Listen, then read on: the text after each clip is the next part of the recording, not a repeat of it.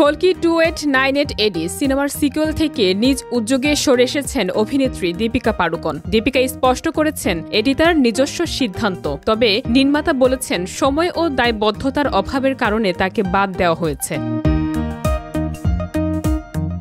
Social মিডিয়ায় একটি ছবি পোস্ট করে দীপিকা ঘোষণা করেছেন পরবর্তী সিনেমা কিং এ দেখা যাবে তাকে শাহরুখ খানের সঙ্গে। ছবিতে দেখা যাচ্ছে শাহরুখ তার হাত শক্তভাবে ধরছেন। প্রথম নজরে সহজে বোঝা না গেলেও খুঁজে দেখলে স্পষ্ট হয় 18 বছর আগে ওম শান্তি ওমে শাহরুখ তাকে হাত ধরে চলচ্চিত্র জগতের পথ চলা শিখিয়েছিলেন। দীপিকা সেই স্মৃতি উজ্জ্বল করে তুলে লিখেছেন, প্রায় 18 বছর আগে প্রথম যে শিক্ষা পেয়েছিলাম তা হলো একটি ছবির অভিজ্ঞতা এবং যাদের সঙ্গে সিনেমা তৈরি হচ্ছে তারা সবসময় সাফল্যের চেয়ে অনেক বেশি গুরুত্বপূর্ণ।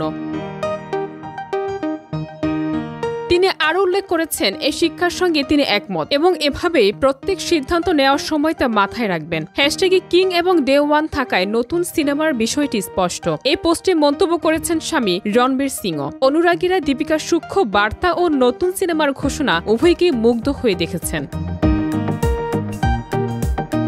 বলিপারে দীপিকার এই নীরব কিন্তু শক্তিশালী বার্তা ইতিমধ্যেই আলোচনার কেন্দ্রবিন্দুতে পরিণত হয়েছে। কল্কি 2898 সিনেমার গুঞ্জন থেমে গেলেও কিং এর শাহরুখের সঙ্গে দীপিকার অভূতপূর্ব কম্বিনেশন এখন থেকেই ভক্তদের আগ্রহের কেন্দ্রবিন্দু।